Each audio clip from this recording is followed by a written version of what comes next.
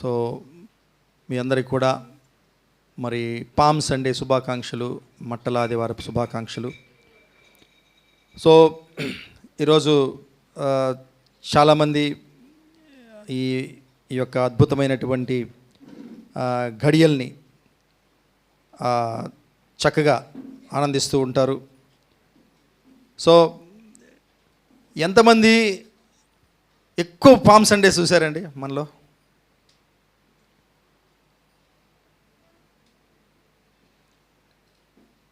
ఎంతమంది ఎక్కువ palm Sundays చూశారు? Praise the lord. ఒక 4 సంవత్సరాలు చూస్తున్నారు. ఎందుకంటే ఒక ఇదేముందంటే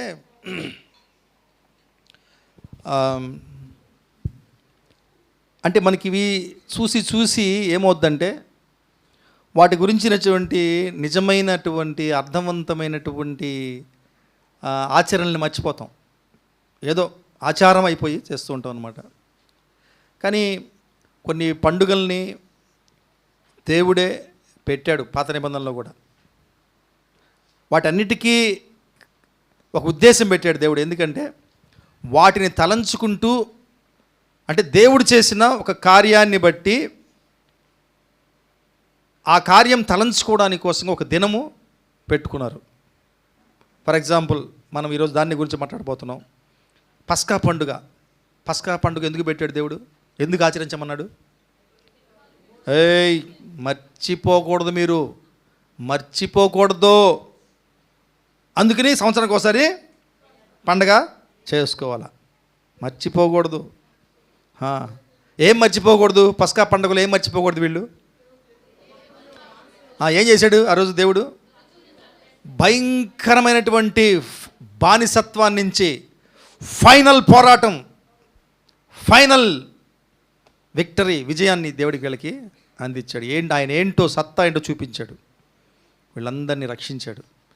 ఆ దినం మీరు ఎప్పుడు కూడా మర్చిపోకూడదు. ఆ పండుగ అనేది లేకపోతే, ఆ సాంప్రదాయం దేవుడికి పెట్టకపోతే మర్చిపోయి ఉండేవాళ్ళు అప్పటికప్పుడే. కనీసం తర్వాత అయినా వాళ్ళ పిల్లలు అడగడం కూడా మర్చిపోతారు. ఎప్పుడు ఇది పండుగ చేసుకుంటే పిల్లలు అడుగుతారు కదా, మమ్మీ ఏంది మమ్మీ ఈరోజు ఏం జరిగింది మమ్మీ అని అన్నప్పుడు చెప్తుంది వాళ్ళమ్మ, నాయనా మన తాతలంట ఇట్టంట అట్టంట. అవునా మమ్మీ, మరి ఇప్పుడు కూడా చేస్తాడు దేవుడు, ఎందుకు చేయండి ఆయన? ఆ దేవుడే ఎన్నో కార్యాలు చేశాడు, ఇప్పుడు కూడా చేస్తున్నాడు. అందుకే కొన్ని మనము మర్చిపోకూడదండి. మర్చిపోకూడదనే దేవుడు కొన్ని పెట్టాడు. అయితే పండగని పండగగా చూస్తే ఏమి రాదు. పండుగలో అర్థాన్ని మనం చూడాలి, పండుగలో దేవుడి ఉద్దేశాన్ని మనము గమనించుకోవాలి. కాబట్టి నేను మీకు తెలుసో లేదో ఫస్ట్ టైము నేను మట్టల ఆదివారం గురించి మాట్లాడబోతున్నా. ఫస్ట్ టైం నా లైఫ్లో. ఓకే. సో నాకు పెద్దగా అనిపించింది ఇది ఏంది ప్రభు మళ్ళీ తలుచుకోవడం, మళ్ళీ ఆచారం అనిపిస్తుంది ప్రభు నాకు అనుకునేవాడిని. కానీ ఎందుకో ఈసారి నాకు అనిపించింది, నేను గుర్తు చేసుకోవాలి ఈరోజు ఏం జరిగింది అనేది అని. సో అదే ఈరోజు మనము చేసుకోబోతున్నాం. ఒక మన ఫారిన్ చర్చెస్లో, ఇక్కడ ఇండియాలో చేస్తున్నారో తెలియదు కానీ ఫారిన్ చర్చెస్లో ఒక బోధకుడు ఆయన అంటాడు, చిన్నప్పుడు అంట ఆయనకి మట్టల ఆదివారం అనగానే అక్కడ గుర్తొస్తుందంట. ఏంటంటే ఒక ఎల్డరు ఒక గాడిద మీద కూర్చొని సంఘంలోకి వస్తాడంట. వాళ్ళు సంఘంలో అలో చేస్తారంట దాన్ని. అందరూ బట్టలు పరిచి మట్టలు ఇలా ఉప్పుకుంటూ ఉంటే ఈయన కూడా చప్పట్లు కొడుతూ, ఈయన కూడా మట్టలు ఊపుతూ చేసి గడిపేసేవాడు అంట. కానీ ఎప్పుడూ ఆయనకి అవకాశం రాలేదంట. ఎందుకు చేస్తున్నామే అనుకోలేదంట. కాబట్టి మట్టలాది అనగానే అది గుర్తొస్తుందంట ఆయనకి. తర్వాత ఇది కాదురా బాబు, మనం చేయాల్సింది గాడిద మీద ఎక్కించి ఊరేగిచ్చి సంఘంలో పిలిపించి ఇవి కాదు చేయాల్సింది, అసలైన మట్టలాదివారపు విలువని మనం తెలుసుకోవాలి అని చెప్పి ఆయన అనుకున్నాడంట. కాబట్టి అండి, మనము ఇంతవరకు మట్టలాదివారం చూసిన వాళ్ళు కొంతమంది ఉంటారు. ఎవరైనా గాడిదలని చూసిన వాళ్ళు ఉన్నారా? మట్టలాదివారం రోజున సంఘంలో గాడిదలు అలో చేయడం. ఓకే, మనం అంత సాహసించాల. ఓకే, మన చర్చిలు మన ఇండియాలో ఉన్న సంఘాలు అంత విశాల హృదయం కాదు, గాడిదలను అలో చేసే అంత విశాల హృదయాలు కాదు. ఓకే, మంచిదే రండి, హల్లెలూయా. ఓకే, సో ఈ యొక్క మట్టల ఆదివారము అనేది మనందరికీ తెలిసిందే. మనం ఇందాకే మాట్లాడుకున్నాం, చాలా పాటలు పాడుకున్నాము. ఏం జరిగిందండి ఆ రోజు? యేసు ప్రభువు యెరూషలేములో అడుగు పెట్టాడు. అంతకుముందు అడుగు పెట్టలే ఆయన. ఇది వేరు, ఈ ఎంట్రన్స్ వేరు, ఈ టాస్క్ వేరు. ఇది చెప్పాలండి, మనకు అర్థం చెప్పాలంటే ఈ లీగ్ మ్యాచ్లు కాదు, ఫస్ట్ రౌండ్ సెకండ్ రౌండ్ మ్యాచ్లు కాదు, final match. And he's going to win. మరి ఆయన దాన్ని గెలవబోతున్నాడు. కాబట్టి ప్రపంచం మానవాళి ఎదురు చూస్తున్నటువంటి రక్షణని, ఆ రక్షణ యుద్ధంలో, సాతానుతో పోరాడే యుద్ధంలో మరి చివరి వారం, ఆ డే అంటే దాన్ని పరిశుద్ధ వారం అంటారు. ఈ వారం అంతా పరిశుద్ధ వారం అనే పిలుస్తారు. కాబట్టి ఈ పరిశుద్ధ వారం యొక్క బిగినింగ్, ప్రారంభంలోకి వీళ్ళు వచ్చాడనమాట ఆయన. అందుకనే దీనికి ఒక ప్రత్యేకమైనటువంటి ఆదివారంగా పిలుస్తారు, మట్టల ఆదివారం, ఇంగ్లీష్లో పామ్ సండే. హల్లెలూయా. మొట్టమొదటి ఒక వాక్యం చూద్దాం మనము. జకరియా 9:9 ఒక మాట ఉంటుంది. సియోను నివాసులారా బహుగా సంతోషించుడి, యెరూషలేము నివాసులారా ఉల్లాసముగా ఉండిడి. నీ రాజు నీతిపరుడును రక్షణ గలవాడును దీనుడనై గాడిదను గాడిద పిల్లను ఎక్కి నీ యొద్దకు వచ్చుచున్నాడు. ఇది మరి మట్టల ఆదివారం గురించిన ప్రవచనం. సో మనము కొంచెము ఈ రోజు యొక్క ప్రాముఖ్యతని, మట్టల ఆదివారం జరిగినటువంటి ప్రాముఖ్యతని మనం కొంచెం గుర్తు చేసుకుంటూ, ఈ స్టోరీని గుర్తు చేసుకోవాలి ఈరోజు మనం. ఆ రోజు జరిగినటువంటి చారిత్రాత్మకమైనటువంటి కథ అంటే అది కల్పిత కథ కాదు, ఓకే, జరిగింది. మనం ఊరిని మాట కోసం అంటున్నాం స్టోరీ అని. అయితే ఆ సంఘటనలో బాగా అర్థం చేసుకోవడానికి మనం ఒక పాత నిబంధన సంబంధించినటువంటి ఒక భాగాన్ని మనము చదువుకోవాలి. అదేంటంటే నిర్గమకాండము 12వ అధ్యాయము 3 నుంచి 14. ఈ చదివే ముందు నేను ఒక మాట చెప్తానండి. మీకు ఎంతమందికి ఆశ్చర్యం వేస్తుందో ఆశ్చర్యం కాదు నాకు తెలియదు, కానీ ఒక సత్యం చెప్తాను ఈరోజు మీకు. దేంతో చేశారు ఇది? దీన్ని ఎవరు చేశారో, ఎవరు ప్లానో కానీ వాళ్ళందరికీ చప్పట్లు కొడదాం ఒకసారి. గుడ్. నిన్న సాయంత్రము విరోచితంగా పోరాడి ఇవన్నీ చక్కగా అలంకరించారు. వాళ్ళ టీంని బట్టి కూడా ఒకసారి చప్పట్లు. God bless you team, God bless you. Okay, ఇది ఒక మట్టతో తయారు చేశారు కదా. సో ఇక్కడ కనిపించేవన్నీ కూడా మనకి మట్టలు. కానీ మీకు విషయం తెలుసా, ఈ మట్టల ఆదివారం ఈ దినం గురించి 4 సువార్తల్లో కూడా రాయబడింది. యాక్చువల్గా కొన్ని సువార్తల్లో కొన్ని విషయాలు ఉండవు, మీకు తెలిసే ఉంటుంది. కొన్ని విషయాలు అన్నిట్లో ఉంటాయి. అయితే అన్ని గాస్పెల్స్లో 4 సువార్తల్లో ఉండే విషయం ఏంటంటే మట్టల ఆదివారం గురించి రాయబడింది. 4 రాస్తున్నారు, మత్తయి, మార్కు, లూకా, యోహాను, 4 రాశారు. అయితే ఈ మట్టల ఆదివారం అనుకుంటున్నాం కదా మనం. ఈ మట్టల ఆదివారం గురించి రాసింది ఒక యోహాను మాత్రమే. కానీ 4 రాసింది ఎవరి కోసం, ఎవరి గురించి రాశాడు తెలుసా? 4 గాడిద గురించి మాత్రం రాశారు. ఈ 4 రాసిన సువార్తల్లో గాడిద గురించి ఉంటుంది. యేసయ్య గాడిద మీద వస్తాడు కదా. అయితే మట్ట గురించి ఓన్లీ యోహాను మాత్రమే రాస్తున్నాడు. ఓకే, ఎనీవే అది కాదు మన విషయము. అంటే మనము ఒక్కొక్క దాన్ని మనము పాపులర్ చేసేసుకుంటాం, అది వేరు. అందుకే మనం ఈరోజు ఒక పాత నిబంధనలో నుంచి చూసుకొని నూతన నిబంధనలో ఈ దినం గురించి, ఈ దినం ప్రాముఖ్యత గురించి, ఈ ఘటనలో, ఈ సంఘటనలో మనమేంటి, మన పార్టీ ఏంటి, అయితే ఏంటంట. ఈ డైలాగ్ విన్నారా? నేను చిన్నప్పుడు సినిమా చూసా. వాడు మాట్లాడితే ఏం చెప్పమన్నా సరే ఆ వ్యక్తి నాకేమి ఇస్తావు, నాకేందంట అని డబ్బులు అడుగుతుంటాడు. 10 పైసలు ఇస్తే చెప్తాడు ఏదైనా విషయం. అలాగే ఇవంతా బాగానే ఉంది, మాట్లాడుకుంటాం, నాకేందంట, నా రోల్ ఏందంట దీంట్లో, నాకేం వచ్చిందంట, నేను ఎవరంట దాంట్లో, దేంట్లో మట్టల ఆదివారపు కథలో నేనేంటి, నాకేం సంబంధం ఉంది, ఇది నేర్చుకుందాం. ఇది ఇంపార్టెంట్ అండి. ఇది మనకి ఎలా వర్తింపు చేసుకోవాలి అనేది చాలా ఇంపార్టెంట్. హల్లెలూయా. సో చదువు నిర్గమకాండము 12వ అధ్యాయము 3 నుంచి 14 వచనాలు. మీరు ఇజ్రాయేలు సర్వ సమాజముతో ఈ నెల దశమ నాడు వారు తమ తమ కుటుంబముల లెక్క చొప్పున ఒక్కొక్కడు గొర్రె పిల్లనైనను మేక పిల్లనైనను అనగా ప్రతి ఇంటికిని ఒక గొర్రె పిల్లనైనను ఒక మేక పిల్లనైనను తీసుకొనవలను. ఆ పిల్లను తినుటకు ఒక కుటుంబము చాలకపోయిన ఎడల వాడును వాని పొరుగువాడును తమ లెక్క చొప్పున దాన్ని తీసుకొనవలను. ఆ గొర్రె పిల్లను భుజించుటకు ప్రతి వాని భోజనము పరిమితిని బట్టి వారిని లెక్కింపవలను. నిర్దోషమైన ఏడాది మగపిల్లను తీసుకొనవలను. గొర్రెల్లో నుండి అయినను మేకల్లో నుండి అయిన దాన్ని తీసుకొనవచ్చును. ఈ నెల 14వ దినం వరకు మీరు దాన్ని ఉంచుకొనవలను. తరువాత ఇజ్రాయేలు సమాజపు వారందరూ తమ తమ కూటములలో సాయంకాలం ముందు దాన్ని చంపి దాని రక్తము కొంచెము తీసి తాము దాన్ని తిని ఇండ్ల ద్వారబంధపు 2 నిలువు కమ్ముల మీదను పైకమ్మి మీదను చల్లి ఆ రాత్రి వారు అగ్నిచేత కాల్చబడిన ఆ మాంసమును పొంగని రొట్టెలను తినవలను. చేదు కూరలతో దాన్ని తినవలను. దాని తలను దాని కాళ్ళను దాని ఆంత్రములను అగ్నితో కాల్చి దాన్ని తినవలను. దానిలో ఉడికి ఉడకనిదైనను నీళ్లతో వంటబడిదైనను తినకూడదు. ఉదయకాలం వరకు దానిలోనిదేదియూ మిగిలింపకూడదు. ఉదయకాలం వరకు దానిలో మిగిల్చినది అగ్నితో కాల్చివేయవలను. మీరు దానిని తినవలసిన విధమేదనగా మీ నడుము కట్టుకొని మీ చెప్పులు తొడుక్కొని మీ కర్రలు చేత పట్టుకొని త్వరపడుచు దాన్ని తినవలను. అది యెహోవాకు పస్కా బలి. ఆ రాత్రి నేను ఐగుప్తు దేశమందు సంచరించి ఐగుప్తు దేశమందిన మనుషుల్లో కానీ జంతువుల్లో కానీ తొలి సంతతి అంతయు హతము చేసి ఐగుప్తు దేవతలందరికీ తీర్పు తీర్చెదను. నేను యెహోవాను. మీరున్న ఇండ్ల మీద ఆ రక్తము మీకు గుర్తుగా ఉండును. నేను ఆ రక్తమును చూచి మిమ్మును నశింపచేయక దాటిపోయేదను.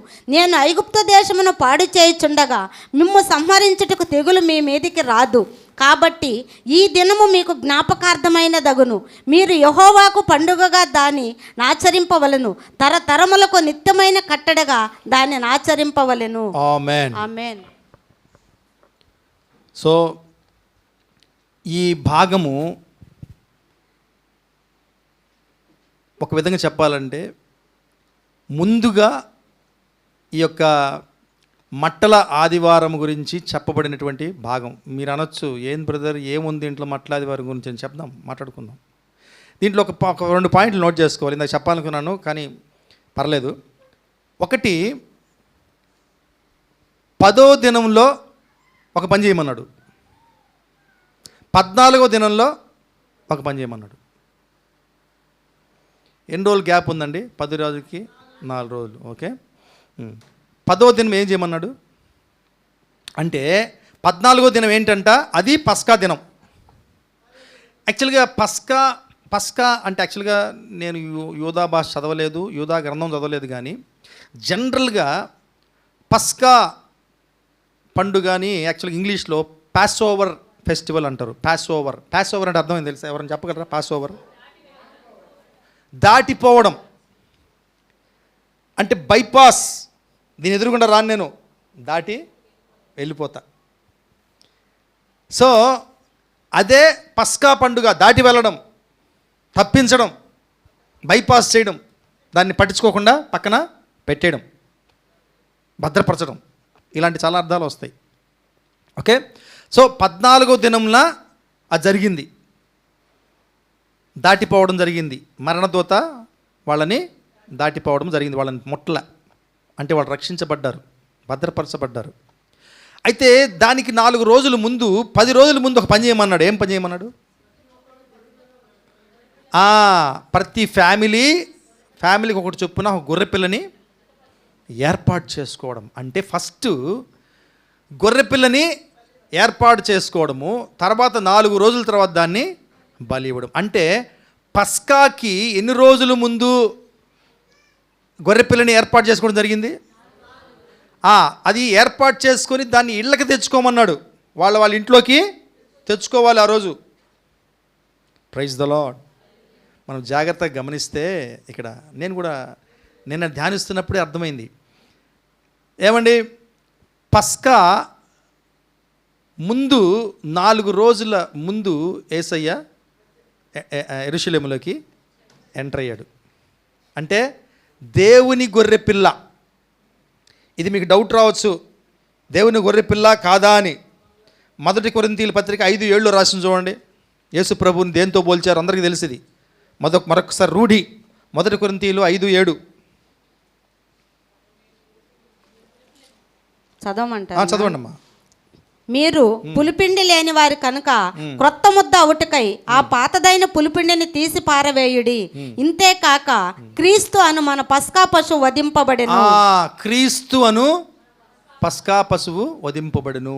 కాబట్టి ఆ పస్కా పశువు కరెక్ట్గా ఆ రోజు పస్కా పండుగ అంటే పస్కా దినము ముందు 4 రోజుల ముందు ఏ విధంగా దేవుడు వాళ్ళకి పస్కా పశువుని సిద్ధపరచుకోమని వాళ్ళ ఇళ్ళకి తీసుకెళ్ళమన్నాడో అలాగే యేసు ప్రభువు కూడా ఆ 4 రోజుల ముందే దేవుని గొర్రెపిల్ల దేవుని ఇంట్లోకి వచ్చింది. Praise the lord. సో వాళ్ళకి అంటే అక్కడ ఉన్న ప్రజలకి ఆ పస్కా దేవుని గొర్రెపిల్లని ఇప్పుడు నేను యాక్షన్ చేసి చెప్తాను, మీరు అర్థం చేసుకోవాలా. ఈ యెరూషలేం ప్రజలకి ఒక అవకాశం దొరికింది. ఏంటి అవకాశం అంటే ఆ దేవుని గొర్రెపిల్లని తమ ఇళ్ళకి తెచ్చుకునే అవకాశం. ఏంటి ఇల్లు? తమ హృదయంలోకి తీసుకునే అవకాశం వాళ్ళకి. హల్లెలూయా. కాబట్టి యేసు ప్రభువుని వాళ్ళు ఆహ్వానించారా లేదా? జబర్దస్త్, అట్ట ఇంట కాదు, సూపర్ డూపర్గా ఆయన్ని ఆహ్వానించారు. ఓకే, మనం ఇక్కడ మత్తయి సువార్తకు వద్దాం. మళ్ళీ మత్తయి సువార్తలో 21వ అధ్యాయము 1 నుంచి 12 చదువుదామండి. తరువాత యెరూషలేమునకు సమీపించి ఒలివ చెట్ల కొండ దగ్గర ఉన్న బేత్పేగాకు వచ్చినప్పుడు యేసు తన శిష్యుల్లో 2 చూచి, మీ ఎదుటనున్న గ్రామమునకు వెళ్ళగానే కట్టబడి ఉన్న ఒక గాడిదను దానితోనున్న ఒక గాడిద పిల్లయు మీకు కనబడను. వాటిని విప్పి నా యొద్దకు తోలుకొని రండి. ఎవడైనను మీతో ఏమైనను అనిన ఎడల అవి ప్రభువునకు కావలసి ఉన్నవని చెప్పవలెను. వెంటనే అతడు వాటిని తోలిపెట్టునని చెప్పి వారిని పంపెను. ప్రవక్త వలన చెప్పబడింది నెరవేరినట్లు ఇది జరిగెను. అదేమనగా, ఇదిగో నీ రాజు సాత్వికుడై గాడిదను భారవాహక పశుపిల్లనైన చిన్న గాడిదను ఎక్కి నీ యొద్దకు వచ్చుచున్నాడని సియోను కుమారితో చెప్పుడి అనున్నది. శిష్యులు వెళ్ళి యేసు తమకు ఆజ్ఞాపించిన ప్రకారం చేసి ఆ గాడిదను దాని పిల్లను తోలుకొని వచ్చి వాటి మీద తమ బట్టలు వేయగా ఆయన బట్టల మీద కూర్చుండెను. జనసమూహములోను అనేకులు తమ బట్టలు దారి పొడుగున పరచరి, కొందరు చెట్ల కొమ్మలు నరికి దారి పొడుగును పరచరి. జనసమూహములలో ఆయనకు ముందు వెళ్ళుచుండిన వారును వెనుక వచ్చుచుండిన వారును, దావీదు కుమారునికి జయము, ప్రభు పేరట వచ్చేవాడు స్తుతింపబడునుగాక, సర్వోన్నతమైన స్థలములలో జయము అని కేకలు వేయుచుండిరి. ఆయన యెరూషలేములోనికి వచ్చినప్పుడు పట్టణమంతయు ఈయన ఎవరో అని కలవరపడెను. జనసమూహము ఈయన గలీలయలోని నజరేతు వాడగు ప్రవక్త అయిన యేసు అని చెప్పిరి. యేసు దేవాలయంలో ప్రవేశించి క్రయ విక్రయములు చేయు వారిని అందరినీ వెళ్ళగొట్టి రూకలు మార్చి వారి బల్లలను గవ్వలము వారి పీఠములను పడద్రోసి. చాలమ్మా చాలు, మళ్ళీ తర్వాత వద్దాం దానికి నెక్స్ట్ పార్ట్కి. సో ఇక్కడ యెరూషలేములో యేసు ప్రభు ప్రవేశించడము, ఆ తర్వాత వాళ్ళు ఎలా ఆహ్వానం పలికారు, ఇవన్నీ కూడా మనము చదువుకున్నాం. ఓకే, ఇక్కడ అంటే పస్కాకు అంటే అక్కడ మన పాత నిబంధనలు చూసినప్పుడు 10వ రోజు గొర్రెపిల్లను ఎంపిక చేయడం గురించి రాయబడింది. 14వ రోజు బలి అర్పించడం. బలి అర్పించడం వాళ్ళప్పుడు ఏ కండిషన్లో ఉన్నారు? వాళ్ళు ఐగుప్తు యొక్క బానిసత్వంలో, అంటే ఐగుప్తీయుల చేత వాళ్ళు అణిచివేతలో ఉన్నారు, వాళ్ళు అణచబడి ఉన్నారు. ఐగుప్తుల అణిచివేతలో ఉన్నప్పుడు వారు బలియాగాన్ని ఇచ్చారు. ఏమండి, అదే విధంగా ఇక్కడ కూడా జరుగుతుంది. పస్కా పండుగ ఆ పాత నిబంధనలో మనం మట్లాదివారం చెప్పుకోలేము, ఎందుకంటే మట్లాదివారం ఆ రోజు లేదు. ఓకేనా, ఇప్పుడు వచ్చింది మట్లాదివారం. కాబట్టి ఇక్కడ కరెక్ట్గా పస్కా పండుగకి 4 రోజుల ముందు గొర్రెపిల్ల ఎన్నిక కోసము దేవుడు ఆయన గొర్రెపిల్లని పంపించాడు. ఓకే, పంపించినప్పుడు తర్వాత బలియాగం అనేది జరగాలి. ఆ బలియాగం జరుగుతున్న పరిస్థితి ఏంటి? వీళ్ళు ఎందుకు కావాలి ఈ బలియాగము? ఆ రోజుల్లో వీళ్ళు కూడా ఒక విధమైనటువంటి అణిచివేతలో ఉన్నారు. ఎవరు అణిచివేతలో? రోమియుల అణిచివేతలో. అంటే నేను చారిత్రక సంఘటన చెప్తున్నాను, చారిత్రకంగా ఏం జరుగుతుంది అక్కడ, ఆత్మీయంగా కాదు. వీళ్ళు కూడా రోమియుల అణిచివేతలో ఉన్నారు కనుక వీళ్ళు కూడా అదే, అంటే అలాంటిదే చెయ్యాలి. అయితే వీళ్ళు జరిగింది అక్కడ ఏంటంటే, యేసు ప్రభువుని వాళ్ళు దేవుని గొర్రెపిల్లగా చూడలా. అంగీకరించిన తర్వాత అసలు చూడలా విధంగా వీళ్ళు ఏమిగా చూశారు? రాజుగా. ఎందుకుని రాజుగా అనుకున్నారు? ఆయన చెప్పేవాడు కదా, ఆయన రాజ్యము వాటి గురించి చెప్పేవాడు కదా. అవన్నీ వీళ్ళు వేరే విధంగా ఊహించుకున్నారు. అందుకనే ఆయనకి రాజుకి ఇవ్వాల్సినటువంటి స్వాగతాన్ని ఇచ్చారు. సో ఎంపిక చేసే రోజున దేవుని ప్రజలు దేవుని గొర్రెపిల్లైన యేసును దేవుని ఇంటిలోనికి తీసుకొచ్చారు. కానీ రాజుగా వాళ్ళు ఆయన్ని ఆహ్వానించారు, గొర్రెపిల్లగా ఆయన్ని వాళ్ళు చూడలేదు. ఓకే, ఈ విషయము ఈయన రాజు కాదు, దేవుని గొర్రెపిల్ల అనే విషయము శిష్యులు కూడా తెలియదు. ఆయనతో పాటు తిరిగారు అన్ని సంవత్సరాలు. ఆయన సేవలో అంతా ఉన్నారు, దగ్గరగా ఉన్నారు, ఆయన బోధలు విన్నారు. మనం చెప్పకుండా ఉన్నాడా? వీళ్ళకి చెప్పాడు కానీ వాళ్ళకి ఎక్కలా. ఎందుకంటే అండి మనం కూడా అలాగే ఆలోచిస్తాం. మనము దేవుని మాటల్ని పైనే ఆలోచిస్తాం. అందుకనే లోపలికి అర్థం కాదు మనకి. శిష్యులు ఆయనతో ఉన్నా కూడా ఆ విషయం వీళ్ళకి అర్థము కాలేదు. కాబట్టి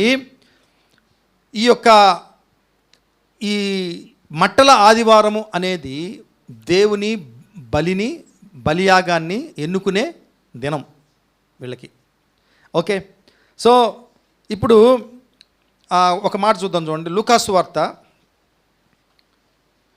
18వ అధ్యాయము 31-34 ఒక రాసి ఉంటుంది. ఆయన తన 12 మంది శిష్యుల్ని పిలిచి, ఇదిగో యెరూషలేమునికి వెళ్ళుచున్నాము, మనుష్య కుమారుని గూర్చి ప్రవక్తల చేత వ్రాయబడిన మాటలన్నీ నెరవేర్చబడును. ఆయన అన్యజనులకు అప్పగింపబడును. వారు ఆయనను అపహసించి అవమానపరిచి ఆయన మీద ఉమ్మివేసి ఆయన కొరడాలతో కొట్టి చంపుదురు. 3వ దినమున ఆయన మరలా లేచునని చెప్పెను. వారు ఈ మాటలలో ఒకటైనను గ్రహింపలేదు. ఈ సంగతి వారికి మరుగు చేయబడిన గనుక ఆయన చెప్పిన సంగతులు వారికి బోధపడలేదు. శిష్యుల గురించి రాయబడింది కాబట్టి వాళ్ళకి కూడా ఈయన గొర్రెపిల్ల అనే విషయము తెలియదు. కేవలము శారీరక నేత్రాలతో, శారీరకమైనటువంటి జ్ఞానంతోనే వాళ్ళు ఆలోచించి ఈయనని రాజుగానే అక్కడ ఆహ్వానించారు. ఓకే, సో యేసు ప్రభువు గొర్రెపిల్లని ఈరోజు మనం చెప్పుకుంటున్నాం. ఎందుకంటే మనం అనుభవించాం కనుక, చాలామంది మనం అనుభవించాం కనుక, ఆ విషయాన్ని అర్థం చేసుకున్నాం కనుక ఇప్పుడు మనం అంగీకరిస్తున్నాం. కానీ అప్పట్లో ఆ జ్ఞానం వాళ్ళకి లేదు. ఆ యెరూషలేం ప్రజలకు కూడా, ఇంక్లూడింగ్ శిష్యులకు కూడా అది లేదు.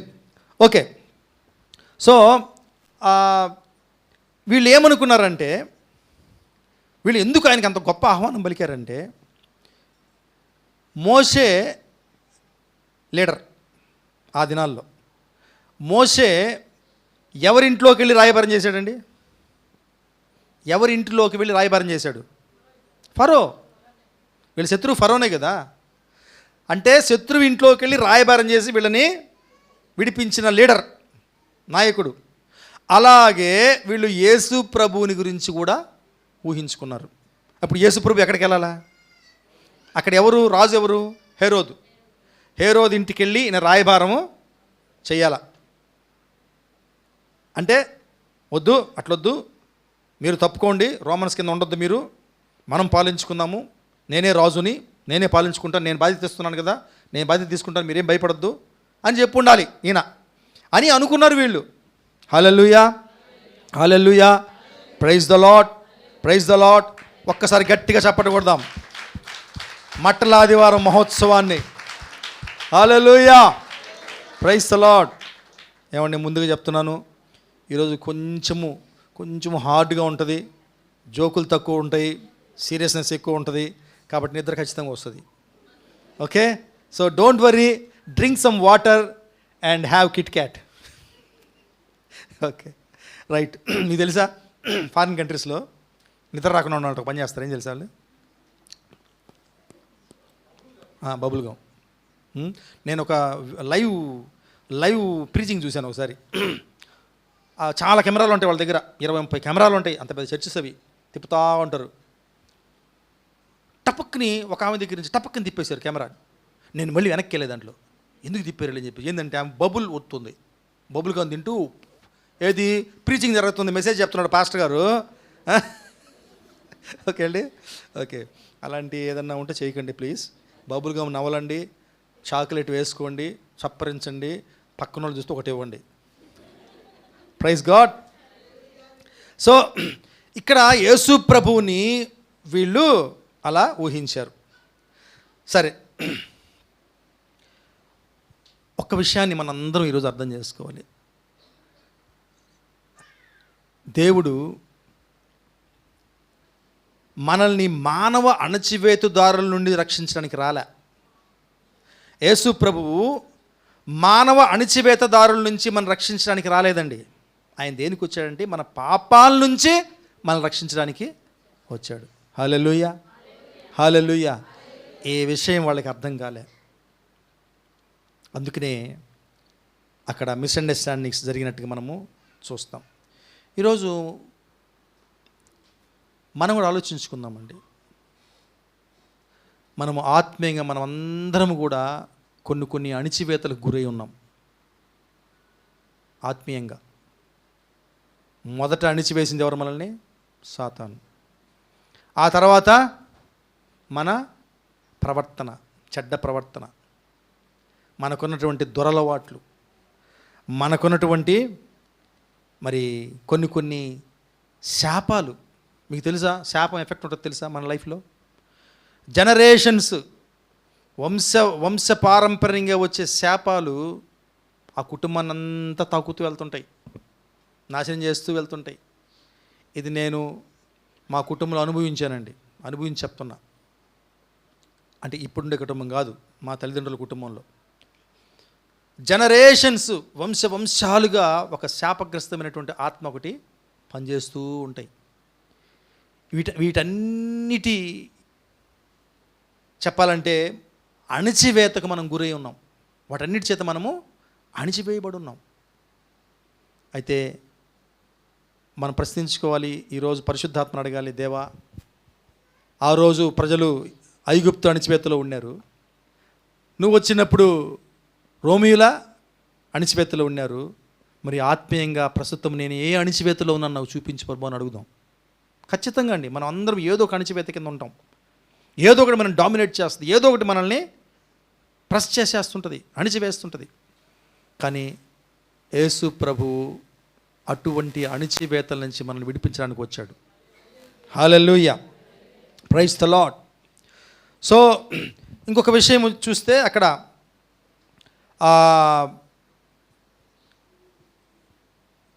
ఆ గాడిద వస్తున్నప్పుడు వాళ్ళ వస్త్రాలు తీసేసి, యాక్చువల్గా ఇంగ్లీష్లో క్లాక్ అంటారు. క్లాక్ అంటే వాళ్ళ యూదుల డ్రెస్సులు మీరు చూసే ఉంటారు.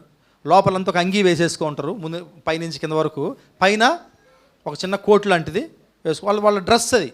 ఓకే, మనమందరం ఎట్లాగా లోదుస్తులు వేసి వాటి మీద మన షర్ట్లు, ప్యాంట్లు, చీరలు, డ్రెస్సులు వేసుకుంటూ ఉంటామో అలాగే వాళ్ళకి లోదుస్తులు ఉంటాయి, పైన క్లాక్స్ అనేవి ఉంటాయి. అక్కడ ఏం రాయబడిందంటే దే థ్రోన్ దేర్ క్లాక్స్ అని ఉంది. అంటే ఆ క్లాక్స్ వేసుకున్నందువల్ల, ఆ పై వస్త్రం వేసుకున్నందువల్ల వాళ్ళకి కొంచెం గంభీరం వస్తుంది అనమాట. ఇప్పుడు మనం ఫర్ ఎగ్జాంపుల్ కోటు బూటు చూస్తాం కదా. ఓకే, ఒక చిన్నప్పుడు ఒక స్టోరీ విన్నాను నేను. దాంట్లో ఒక లాయర్ ఉంటాడనమాట.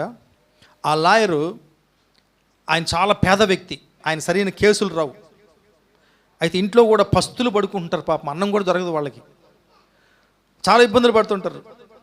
అది భార్యకి సరిగ్గా తెలియదు కొన్ని విషయాలు. ఆయన కనీసం ఆయన బట్టలు కూడా ఉండవు ఆయనకి, ఆ లాయర్కి. పిల్లలకి తెచ్చివ్వడం, భార్యకి తెచ్చివ్వడం చేస్తుంటాడు అనమాట. ఒకసారి భార్య చూస్తే ఏంటంటే ఆయన ఎప్పుడు కోర్టులోనే వస్తాడు, పడుకునేటప్పుడు కోటు తీస్తాడనమాట. ఒకరోజు భార్యకి డౌట్ వచ్చింది, ఏంటి ఎందుకు ఈయన కోట్ వేసుకునే ఉంటాడు ఇంట్లో ఉన్నప్పుడు. ఏంటంటే ఆయన వేసుకున్న షర్టు చిరిగిపోయి ఉంటుంది. కానీ ఆ కోట్ వేసుకున్న వల్ల ఆయన గంభీరంగా పిల్లలకు కానీ భార్య దగ్గరికి కానీ గంభీరంగా కనిపిస్తుంటాడు అనమాట. సో అట్లాగే ఈ గంభీర్యాన్ని తెచ్చే ఈ యొక్క వస్త్రాల్ని, పై వస్త్రాల్ని వాళ్ళు యేసు ప్రభు కాళ్ళ కింద వేసినట్టే కదా, యేసు ప్రభు కాళ్ళ కిందే వేసినట్టు.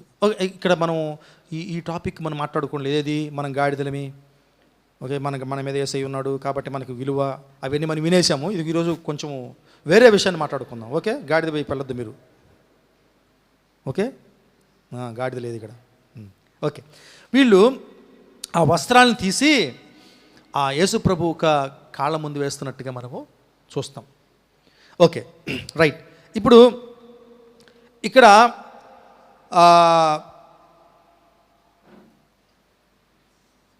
ఈ వస్త్రాలు వాళ్ళకి గాంభీర్యాన్ని ఇచ్చినట్టుగా మనము తెలుసుకున్నాం.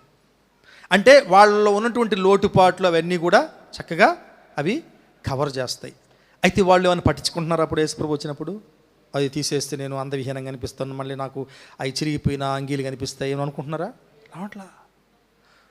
కేరింతలు కొడుతున్నారు, సంతోషంలో ఉన్నారు.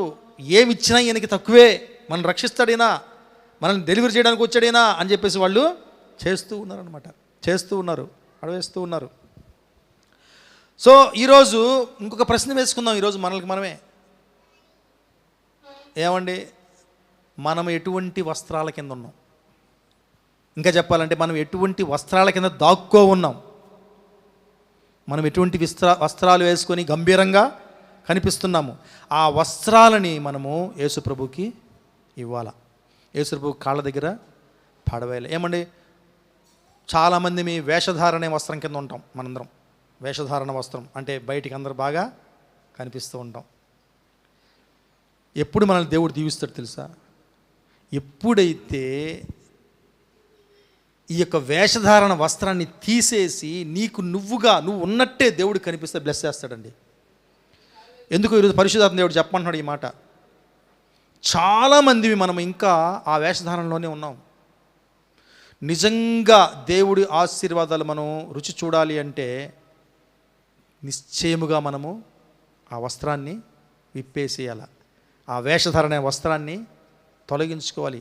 ఆ పాపమనే వస్త్రాన్ని తొలగించి ఆయన కాళ్ళ ముందు పడేసి యథార్థంగా మనం ఏంటో అలా మనం ఆయన దగ్గరికి రావాల్సినటువంటి అవసరత మనకి ఉంది. ఒకటి, వాళ్ళు అక్కడ ఒక మాట చెప్తున్నారు కదా, హోసన్నా హోసన్నా అని వాళ్ళు అరుస్తున్నట్టుగా ఉంటుంది. ఈరోజు ఇంకొక విషయం మీకు కొత్త విషయం చెప్తా మీకు. అసలు హోసన్నా అంటే అర్థం ఏంటండి? ఒకటి, రెండు, మీరు తర్వాత గూగుల్లో కొట్టండి. అసలు హోసన్నా అంటే హెబ్రీలో అర్థం ఏంటంటే సేవ్ మీ నౌ, ఇది అర్థం. ఇప్పుడే నన్ను రక్షించు అర్థం అంట. హోసాన్ అంటే రక్షించు. నేను హెబ్రీ చదువుకోవాలా, గూగుల్లో నేర్చుకుంది. హోసాన్ అంటే నన్ను రక్షించు. నా అంటే ఈరోజే, ఇప్పుడే, ఈరోజు కూడా కాదు, ఇప్పుడే, నౌ. అంటే నౌ, ఇప్పుడే, ఇప్పుడే నన్ను రక్షించు అని అర్థం హోసన్నా అంటే. ఓకే, ఇది ఒకటి మనము తెలుసుకోవాలి. 118 అంటే ఇది స్తుతి కాదు, సహాయం కోసం చేసే ఆక్రందన. సో వాళ్ళు కూడా ఎందుకు హోసన్నా హోసన్నా హోసన్నా అని అంటారు? ఎందుకు?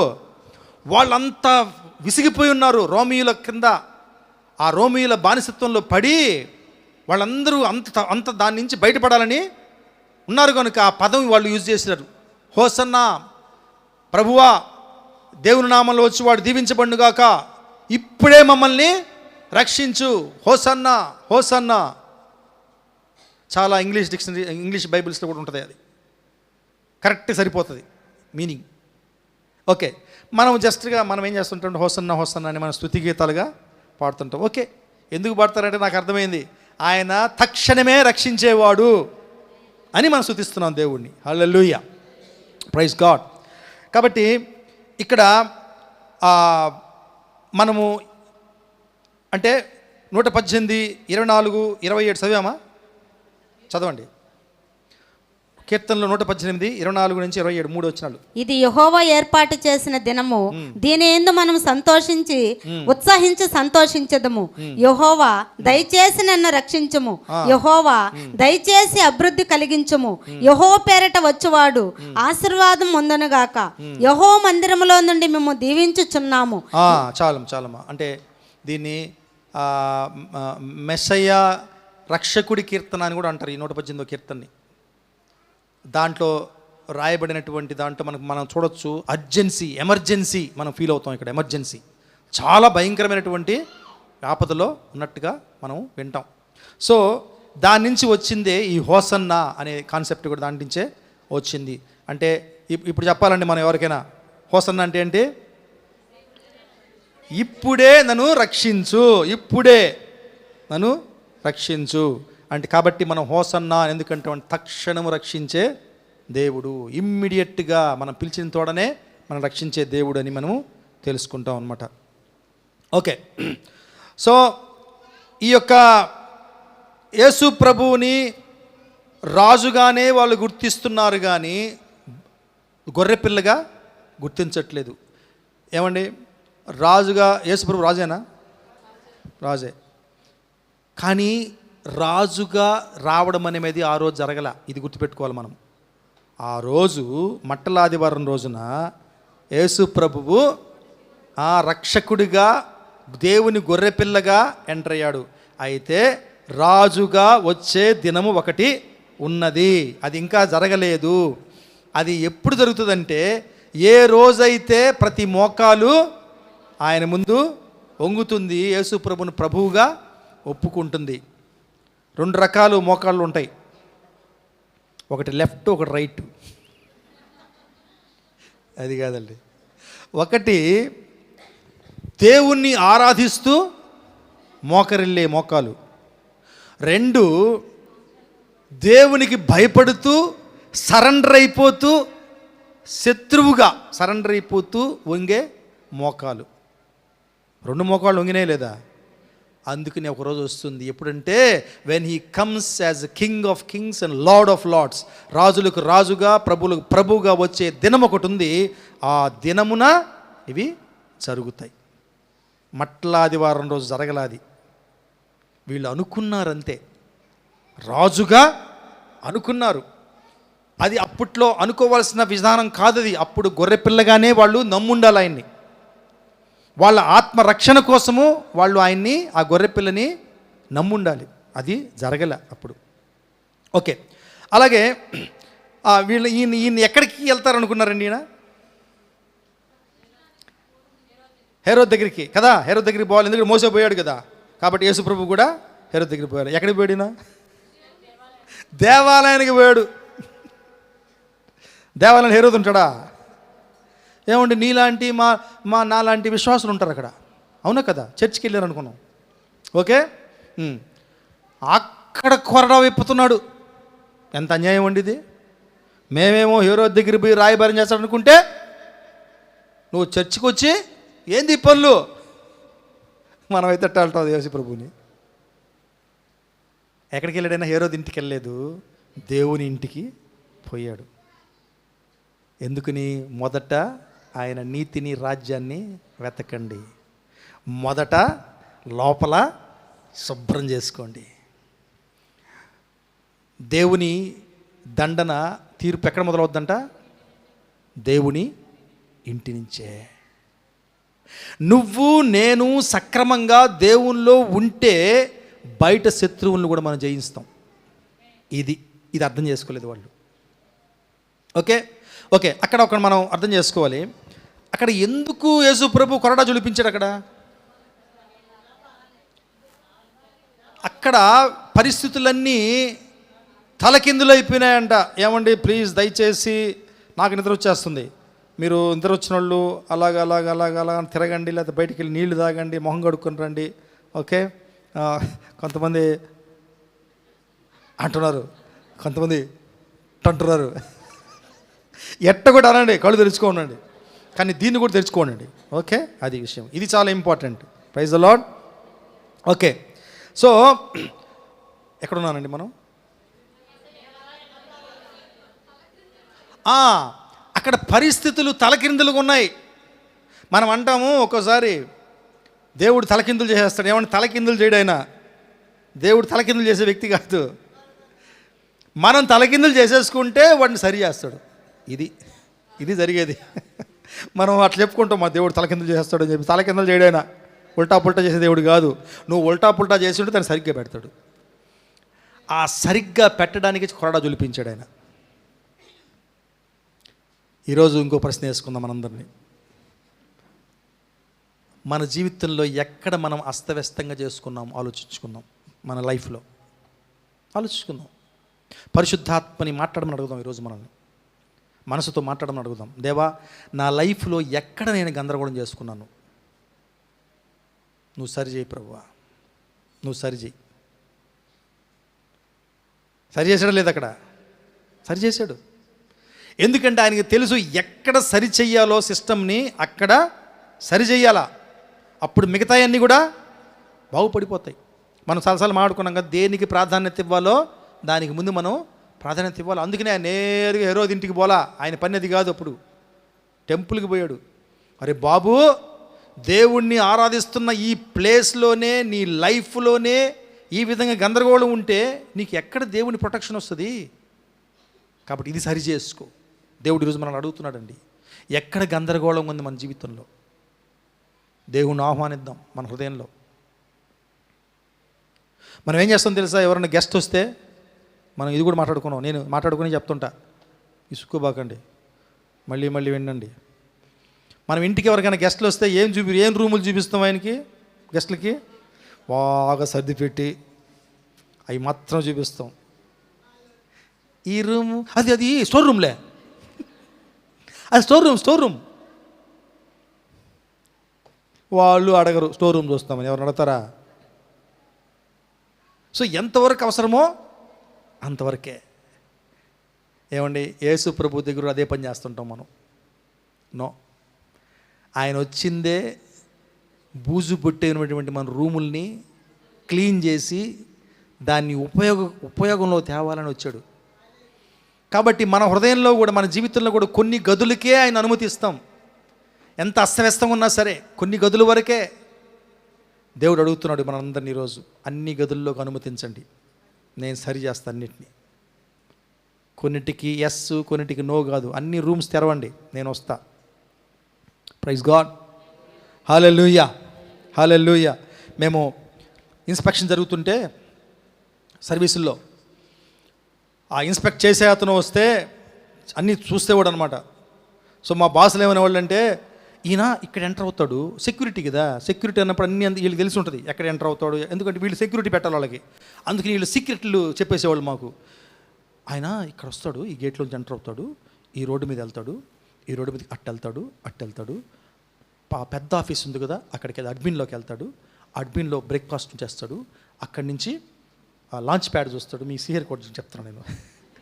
లాంచ్ ప్యాడ్ చూస్తాడు. లాంచ్ ప్యాడ్ కూడా ఏముంది, మొదటి లాంచ్ ప్యాడా, ఒకటో లాంచ్ ప్యాడ్ చూస్తాడు. ప్రోగ్రామ్ అని చాకౌట్ చేస్తుంటారు. అప్పుడు ఏం చేస్తాం మనం? ఆయన వచ్చేవి మాత్రమే క్లీన్ చేసి పెడతాం. కొంతమంది పెడద్దురుపోళ్ళు ఉంటారు, రూట్ మార్చండి అంటారు. అలా కూడా జరుగుతాయి. రూటు మార్చనప్పుడు తెలిసిపోతుంది. ఏమండి, యేసు ప్రభువు రూటు మార్చే అధికారం ఆయనకు ఉంది.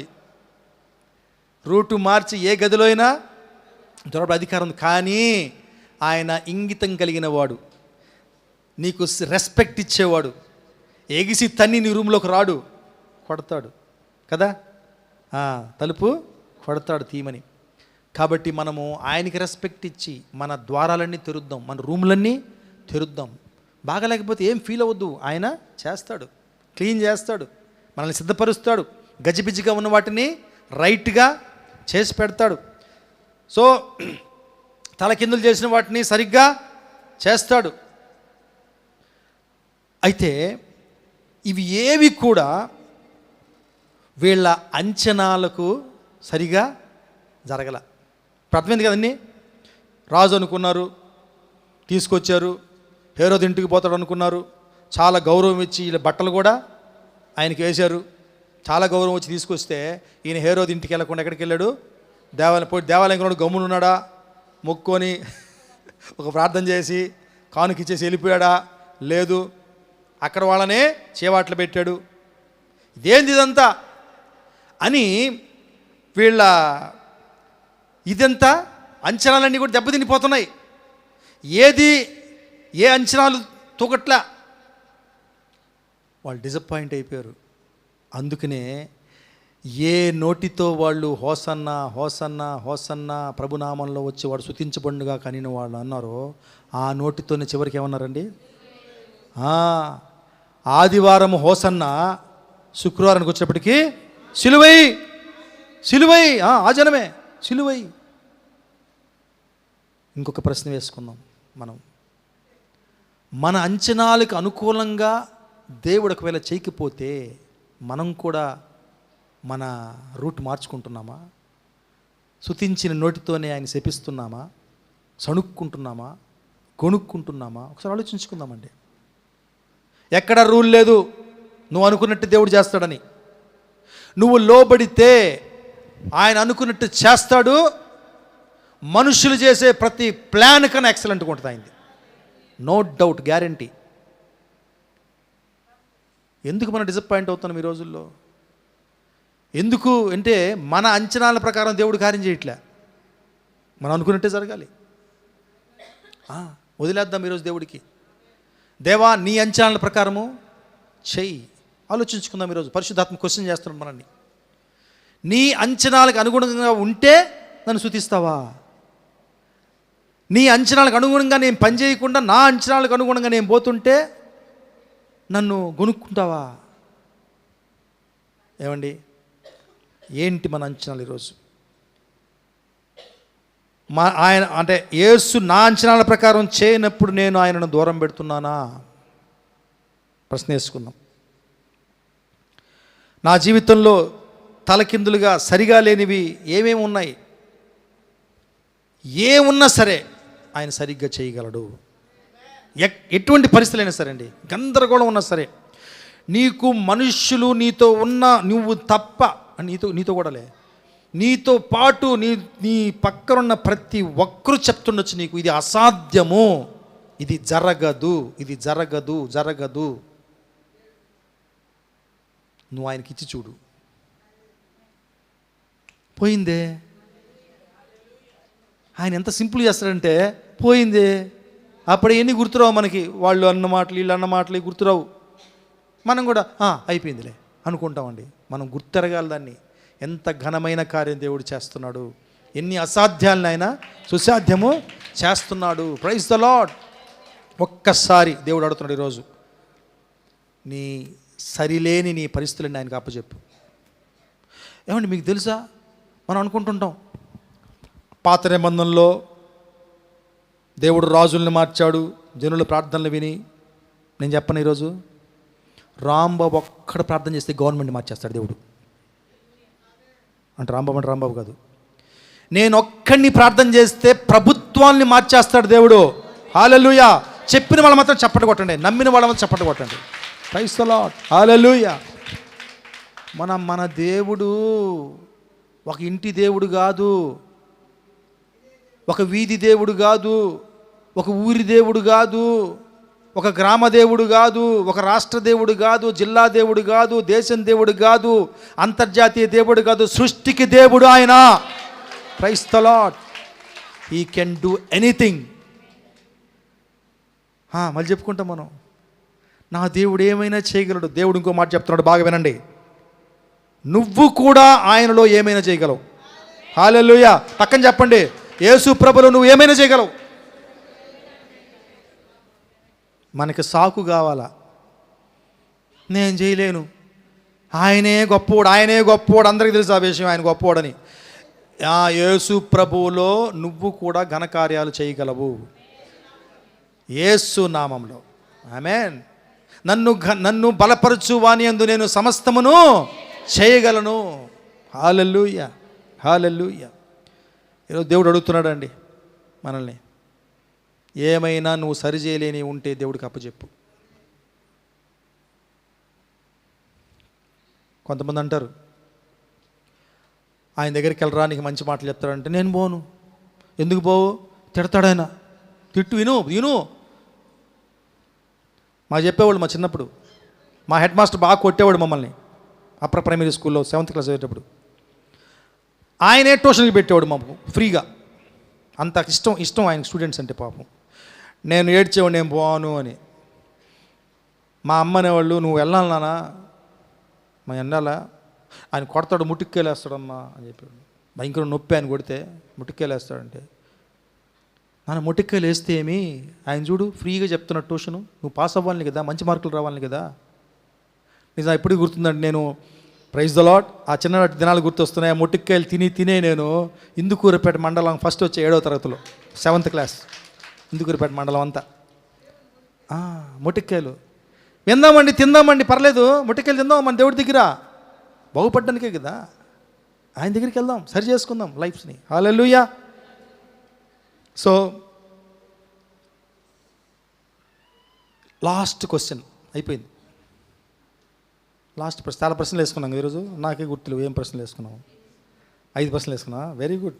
సిన్సియర్లీ ఇట్లాంటి బిడ్డలు ఫాలో అవుతుంటారండి. Praise the Lord. అమ్మ నోట్స్ రాసి పెట్టుకుని ఇప్పుడు నేను కూడా అడుగుతా, నేను మర్చిపోయినప్పుడు. లాస్ట్ క్వశ్చన్ ఏంటి తెలుసా?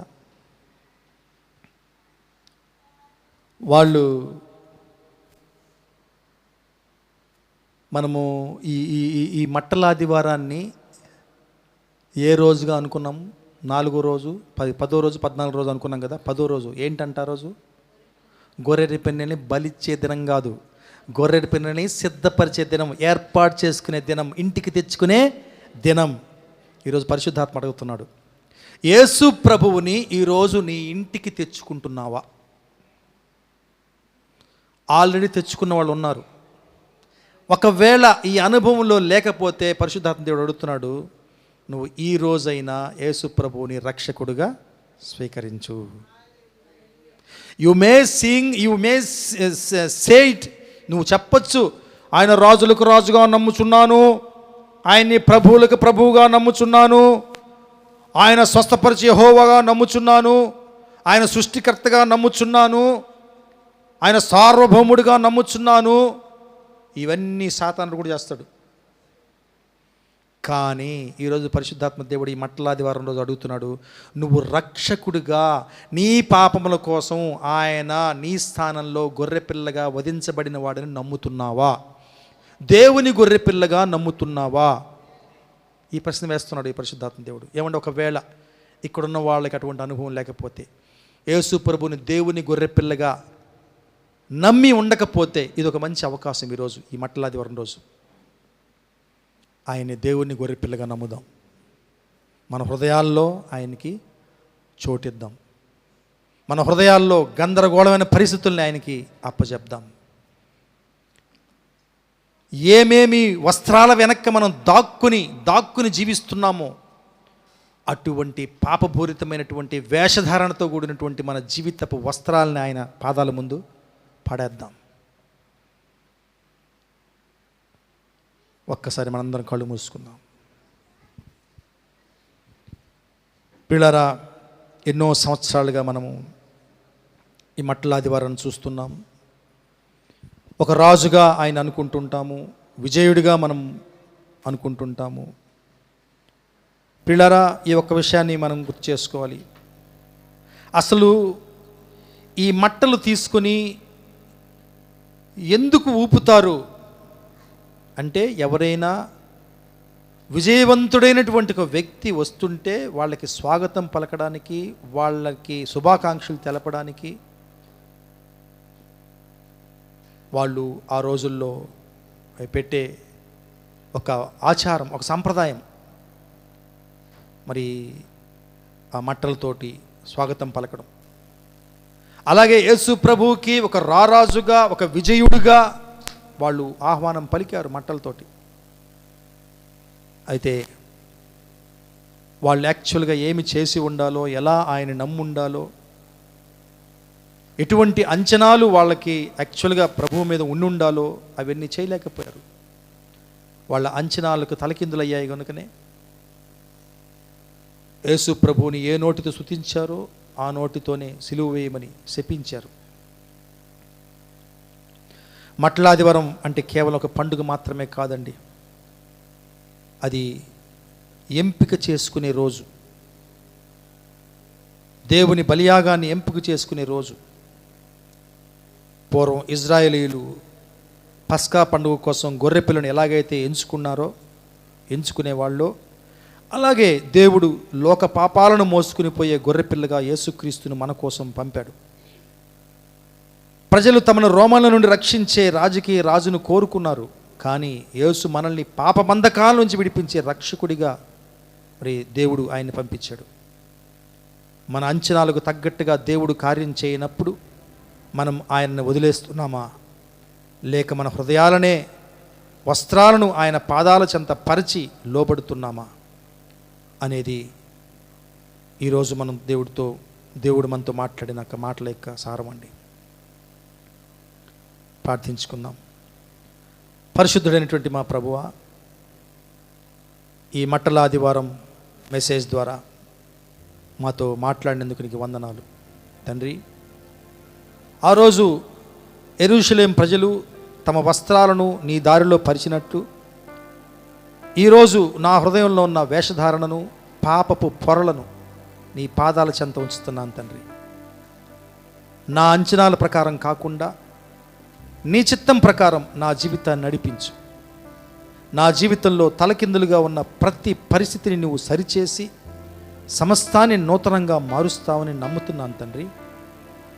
నా పాపాల కోసం బలి అయిన దేవుని గొర్రెపిల్లగా నిన్ను నా రక్షకుడిగా పూర్తి మనసుతో నేను ఎంచుకుంటున్నాను ప్రభువా, నేను ఎన్నుకుంటున్నాను తండ్రి. నీ వినయాన్ని, నీ తగ్గింపుని, నీ సాక్రిఫైషియల్ స్పిరిట్ని, నీ త్యాగాన్ని అనుసరించే కృప నాకు దయచే. మమ్మల్ని అందరినీ బలపరచు. ఆచార క్రైస్తవ్యం నుంచి మమ్మల్ని బయటికి తే తండ్రి. నీ చిత్త ప్రకారం మా జీవితాలు మలచబడేలా దేవా, ఈ మట్టలాదివారం మాతో మాట్లాడిన మాటల ప్రకారం మా యొక్క నీకు అయిష్టమైనటువంటి మా వస్త్రాలని నీ పాదాల చెంత ఉంచుతున్నాం. మీ చిత్త ప్రకారం మా జీవితాలు నడిపించమని సహాయం చేయమని యేసయ్య పరిశుద్ధ నామంలో అడిగి వేడుకొంచున్నాం పరమ తండ్రి. Amen, amen. Thank you Jesus. Hallelujah.